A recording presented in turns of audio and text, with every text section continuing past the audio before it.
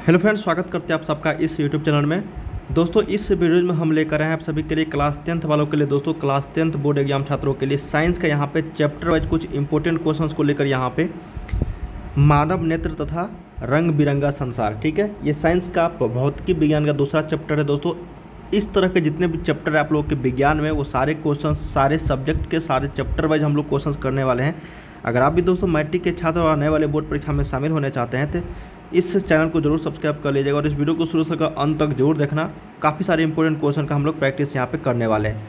ठीक है दोस्तों, और काफ़ी सारे क्वेश्चंस का तैयारी करना चाहते हैं तो आप मोबाइल पे लिखिए दोस्तों गूगल पे www.starkstudy.com। गूगल पे लिखिएगा तो आप लोग को इस तरह के वेबसाइट देखने को मिलेंगे starkstudy.com। वहाँ पे आप लोग को हर तरह के क्वेश्चन आंसर देखने को मिलेंगे, chapter wise, model set, previous years question paper, A to Z question. ठीक है ना। चलिए दोस्तों, वीडियो को लाइक जरूर करना और वीडियो को जो हर जगह शेयर जरूर कर दीजिएगा। पहला क्वेश्चन देखते हैं दोस्तों। मानव नेत्र तथा रंग बिरंगा संसार में कहा गया है कि स्पेक्ट्रम में किस रंग की किरण का झुकाव सबसे अधिक होता है। स्पेक्ट्रम में किस रंग की किरण का झुकाव सबसे अधिक। स्पेक्ट्रम में जानते होंगे 7 कलर होता है दोस्तों। सबसे ऊपर आपका होता है रेड। क्या होता है? रेड। ठीक है ना। और सबसे नीचे क्या होता है? वायलेट। तो वायलेट का मतलब बैंगनी होता है दोस्तों, बैंगनी। और ऊपर में होता है आपका लाल। ठीक है ना। तो सबसे ज़्यादा जो झुकता है वो बैंगनी होता है और सबसे कम जो झुकता है वो लाल होता है। तो याद रखिएगा दोस्तों, ऑप्शन नंबर यहाँ पे डी हो जाएगा। ये बैंगनी सबसे ज़्यादा झुकने वाला किरण है। ठीक है ना, रंग का। चलिए, ऑप्शन नंबर डी हो जाएगा। 2 का देखते हैं दोस्तों। कहा गया है कि किस वस्तु का प्रतिबिंब आँख के जिस भाग पर पड़ता है वह क्या कहलाता है। तो देखिए दोस्तों, किस वस्तु का प्रतिबिंब मतलब किसी वस्तु का प्रतिबिंब जो आँख में पड़ता है और वो जिस भाग पे पड़ता है दोस्तों, उसको हम लोग क्या बोलते हैं? रेटिना। क्या बोलते हैं? रेटिना। ठीक है ना, जिसको हम लोग हिंदी में दृष्टिपटल भी बोलते हैं दोस्तों, दृष्टिपटल। तो ये याद रखिएगा, दृष्टिपटल भी बोलते हैं। ठीक है ना। चलिए,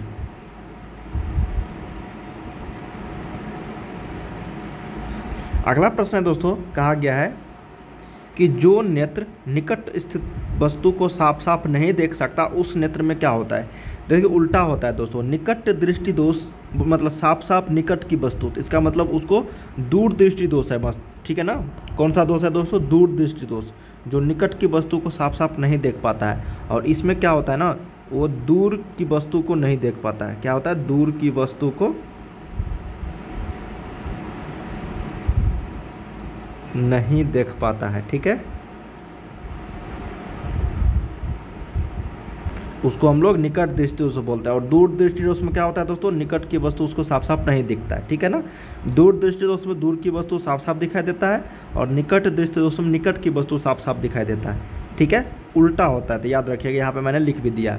अगला प्रश्न देखते हैं। 4 नंबर कहा गया दोस्तों कि प्रकाश की किरण जब किसी प्रिज्म से होकर गुजरती है तब जो वर्ण रंग सबसे कम विचलित होता है उसका क्या नाम है। सबसे कम विचलित होने वाला, विचलित मतलब सबसे कम झुकने वाला दोस्तों। अभी जस्ट हम लोगों ने बताया कि ये मान लो आपका यहाँ पे प्रकाश की किरण पड़ता है दोस्तों, तो सबसे नीचे होता है आपका बैंगनी और सबसे ऊपर होता है दोस्तों आपका लाल। तो सबसे कम विचलित होने वाला कौन सा हो गया बताओ? रेड ना हो गया। जो ऑप्शन नंबर आपका बी है यही करेक्ट है दोस्तों।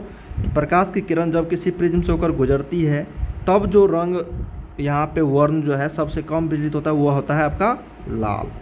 चलिए, अगले प्रश्न की अगर बात करें दोस्तों। 5 नंबर कहा गया है कि एक प्रिज्म कितने सतहों से घिरा होता है। क्या प्रश्न है तो? एक प्रिज्म कितने सतहों से यहाँ पे घिरा होता है? तो आप लोग को पता ही होगा दोस्तों, यहाँ पे 5 सतहों से घिरा होता है। ठीक है ना। कितने सतहों से? एक प्रिज्म तो 5 सतहों से घिरा होता है। ठीक है ना, प्रिज्म। अगला प्रश्न है दोस्तों 6 नंबर कि नेत्र लेंस की फोकस दूरी कम हो जाने पर कौन सा दृष्टि दोष उत्पन्न होता है। देखिए, एक होता है दूर दृष्टि दोष, एक होता है निकट दृष्टि दोष। ठीक है दोस्तों, जब फोकस दूरी कम हो जाता है तो उसको हम लोग बोलते हैं निकट। कम हो जाना मतलब निकट हो जाना। ठीक है ना। दूर हो जाना मतलब दोस्तों दूर की वस्तु साफ साफ दिखाई देना। तो ये फोकस दूरी ज़्यादा। क्या होगा? फोकस दूरी ज़्यादा हो जाने पर। ठीक है ना। तो याद रखिएगा, यहाँ पे ऑप्शन नंबर ये बी करेक्ट हो जाएगा दोस्तों।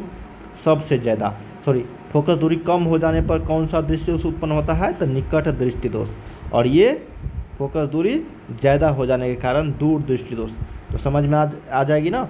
6 का ऑप्शन नंबर यहाँ पे बी करेक्ट हो जाएगी। 7 नंबर देखते हैं कि नेत्र द्वारा किसी वस्तु का कैसा प्रतिबिंब बनता है। दोस्तों हम लोग तो जानते होंगे नेत्र द्वारा जो बनता है आपका प्रतिबिंब वो तो रेटिना पर बनता है दोस्तों, लेकिन किस तरह का प्रतिबिंब बनता है, काल्पनिक सीधा छोटा, वास्तविक उल्टा बड़ा, वास्तविक उल्टा छोटा, या फिर काल्पनिक उल्टा तथा बड़ा। तो जो बनता है दोस्तों वो वास्तविक बनता है, उल्टा बनता है और वस्तु से छोटा बनता है, जो उत्तल लेंस कहलाता है दोस्तों। उत्तल लेंस, क्योंकि मानव नेत्र में उत्तल लेंस ही लगा होता है ना। मानव नेत्र में कौन सा लेंस, उत्तल लेंस।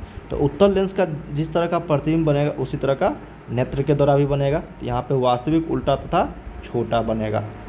चलिए 8 नंबर क्वेश्चन देखते हैं हम लोग। यहाँ पे कहा गया है कि मानव नेत्र अभिनेत्र लेंस की फोकस दूरी समायोजित कर, दोनों को मिलाकर दोस्तों विभिन्न दूरियों पर रखी वस्तुओं की फोकसित कर सकता है। ऐसा हो पाने का कारण क्या है, समंजन, जरा दृष्टि दोष, निकट दृष्टि दोष, या फिर दीर्घ दृष्टा। तो देखिए दोस्तों उसको हम लोग बोलते हैं समंजन। क्या बोलते हैं, समंजन।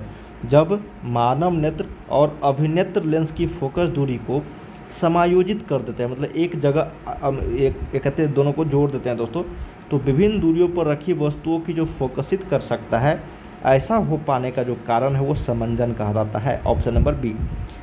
9 नंबर है कि स्वस्थ नेत्र का दूर बिंदु। देखिए दोस्तों यहाँ पे बहुत सारे छात्र फंसते हैं, लगा देंगे 25 सेंटीमीटर, बिल्कुल गलत हो जाएगा दोस्तों। ये है आपका निकट के लिए, क्या है, निकट बिंदु। क्या है, निकट बिंदु मतलब न्यूनतम दूरी है दोस्तों, ये न्यूनतम 25 सेंटीमीटर तक हम लोग इसको अच्छे तरीके से पढ़ सकते हैं।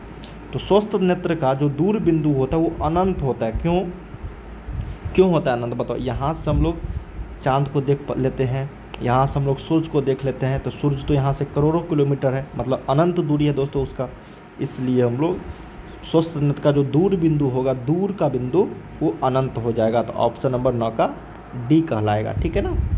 चलिए अगले प्रश्न की बात करें 10 नंबर कि सामान्य नेत्र के लिए सुस्पष्ट दर्शन की न्यूनतम दूरी होती है। सामान्य नेत्र के लिए सुस्पष्ट दर्शन की न्यूनतम दूरी होती है। देखिए अभी जस्ट न्यूनतम दूरी आ गया ना, ये हो गया 25 सेंटीमीटर। क्या हो गया, 25 सेंटीमीटर, ठीक है ना। 2.5 मीटर नहीं, 2.5 मीटर हो गया आपका 250 सेंटीमीटर, ठीक है ना। और ये तो 25 मीटर हो गया, तो 2500 सेंटीमीटर, और ये 2.5 सेंटीमीटर, ये तो गलती हो जाएगा।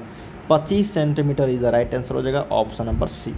देखिए दोस्तों मानव नेत्र तथा रंग बिरंगा संसार जो चैप्टर है आप लोगों के बुक्स में, उस चैप्टर से जितने भी क्वेश्चन पूछे गए ना वो सारे हम लोग यहाँ पे कर रहे हैं। इसके अलावा एक भी क्वेश्चन आप लोगों को बाहर से नहीं पूछा जाएगा, इसी में से सारे क्वेश्चंस रहने वाले हैं, ठीक है। चलिए 11 नंबर देखते हैं। कहा गया है कि मानव नेत्र जिस भाग पर किसी वस्तु का प्रतिबिंब बनाता है वह होता है दृष्टिपटल या फिर रेटिना। अभी जस्ट हम लोगों ने बताया इसका 2 नाम है, कन्फ्यूज मत होना कि सर रेटिना तो था ही नहीं, दृष्टिपटल भी नाम है, ठीक है ना। अगला प्रश्न कहा गया है कि निकट दृष्टि दोष दूर करने के लिए किस लेंस का व्यवहार होता है। तो निकट अवतल, क्या होगा, अवतल। मैंने आप लोगों को बताया भी था दोस्तों, निकट के लिए अवतल होता है और दूर दृष्टि दोष के लिए दोस्तों उत्तल होता है, ठीक है ना। कौन सा होता है, उत्तल होता है। तो याद रखिएगा, ये हो गया आपका दूर के लिए और यह हो गया आपका निकट के लिए, ठीक है। चलिए अगला प्रश्न देखते हैं 13 नंबर। कहा गया है कि मानव नेत्र में किस प्रकार का लेंस पाया जाता है। तो मानव नेत्र में दोस्तों लेंस जो पाया जाता है ये पाया जाता है उत्तल लेंस। कौन सा, उत्तल लेंस। तो ऑप्शन नंबर यहाँ पे ए हो जाएगा, उत्तल लेंस पाया जाता है, ठीक है। 14 नंबर है दोस्तों कि सरल सूक्ष्मदर्शी में किसका उपयोग होता है। क्या क्वेश्चन है कि सरल सूक्ष्मदर्शी में जो उपयोग होता है दोस्तों, आप लोग जानते होंगे दोस्तों, सरल सूक्ष्मदर्शी में उपयोग होगा लेंस का, दर्पण का तो होगा नहीं, इसलिए उत्तल लेंस का उपयोग किया जाता है, क्योंकि दूर की वस्तु को इसमें दिखा दिया जाता है छोटे रूप में, ठीक है ना। इसलिए इसका हम लोग दर्पण का उपयोग करते हैं, सॉरी उत्तल दर्पण का ना, पीछे के दृश्य देखने के लिए मोटर गाड़ी मोटरसाइकिल सब में। तो उसी तरह से लेंस का प्रयोग किया जाता है दोस्तों दूर की वस्तु को देखने के लिए, ठीक है ना। चलिए 15 नंबर है कि स्पेक्ट्रम प्राप्त करने के लिए किसका उपयोग होता है। प्रिज्म का। प्रिज्म से ही दोस्तों यहाँ पे 7 रंगों में विभक्त होता है यहाँ पे, ठीक है ना। ऊपर में लाल होता है, नीचे में आपका बैंगनी होता है। अगला प्रश्न है दोस्तों कि आकाश का नीला रंग होने का किस परिघटना का परिणाम है। अपवर्तन, परिकीर्णन, परावर्तन या फिर इनमें से कोई। तो देखिए दोस्तों, प्रकाश के अपवर्तन के कारण ही आकाश का नीला रंग होता है, ठीक है ना। 17 नंबर है कि अभिनेत्र लेंस की फोकस दूरी में परिवर्तन जो है किया जाता है किसके द्वारा। तो ये होता है दोस्तों आपका पक्षमाभी पेशियों द्वारा फोकस दूरी में परिवर्तन किया जाता है। जब लेंस में जब मानव नेत्र में कुछ प्रॉब्लम आ जाता है दोस्तों, दूरदृष्टि दोष या फिर निकट दृष्टि दोष, तो वो पक्षमाभी पेशियों के द्वारा ही उसको नियंत्रण किया जाता है लेंस लगाकर, ठीक है ना। अगला है दोस्तों 18 नंबर कि दृश्य प्रकाश में किस वर्ण का तरंगदैर्घ्य अधिकतम होता है। तो अधिक तरंगदैर्घ्य की अगर बात करें दोस्तों, सबसे ज़्यादा लाल का होता है और सबसे कम बैंगनी का, इसका कम और इसका अधिकतम, ठीक है ना, दोनों का याद रखिएगा। चलिए अगला है कि आँख अपने लेंस की फोकस दूरी को बदलकर दूर या निकट की वस्तु को साफ साफ देख सकता है। आँख के इस गुण को क्या कहते हैं। तो आँख के इस गुण को हम लोग समंजन क्षमता बोलते हैं, जो मैंने आप लोगों को बताया था दोस्तों इससे पहले वाले क्वेश्चन में, है ना, जो दोनों योग को समायोजित कर बनता है और वो समंजन क्षमता ही कहलाता है। जैसे यहाँ पे बदल कर दूर या निकट की वस्तु को साफ साफ देख सकता है, आँख के इस गुण को हम लोग कहते हैं समंजन क्षमता। लास्ट क्वेश्चन है दोस्तों 20 नंबर, कहा गया है कि विभिन्न दूरियों पर की गई वस्तुओं के प्रतिबिंब को फोकस करने के लिए, प्रतिबिंब है दोस्तों ये, ठीक है ना, बिंब, आँख के लेंस की फोकस दूरी किसके द्वारा परिवर्तित होती है। तो बताइए दोस्तों ये किसके द्वारा परिवर्तित होती है, सिलियरी या फिर पक्षमाभी पेशियों द्वारा। ऑप्शन नंबर यहाँ पे सी के साथ चलेंगे, ठीक है ना। तो दोस्तों हम लोगों ने यहाँ पे टोटल 20 क्वेश्चंस किए हैं, ठीक है ना, जो आप सभी के एग्जाम्स के लिए दोस्तों काफ़ी इम्पोर्टेंट थे। यहाँ पे हम लोगों ने पढ़ा है दोस्तों मानव नेत्र तथा रंग बिरंगा संसार। इसके बाद जितने भी चैप्टर है, विद्युत धारा का चुंबकीय प्रभाव, ऊर्जा के स्रोत, ठीक है ना, फिजिक्स के दोस्तों। उसके बाद हम लोग केमिस्ट्री में देखेंगे रासायनिक अभिक्रिया में समीकरण, सारे क्वेश्चन हम लोग करेंगे दोस्तों, ठीक है ना। इसी तरह से आप लोग पढ़ते रहिए। चलिए मिलते हैं हम लोग नेक्स्ट वीडियो में, तब तक के लिए जय हिंद जय भारत। और वेबसाइट जो मैंने बताया दोस्तों आप लोगों को starstudy.com, इस तरह से गूगल पे लिखिएगा, आप लोगों को मिल जाएंगे वहाँ पे सारे क्वेश्चंस, ठीक है ना।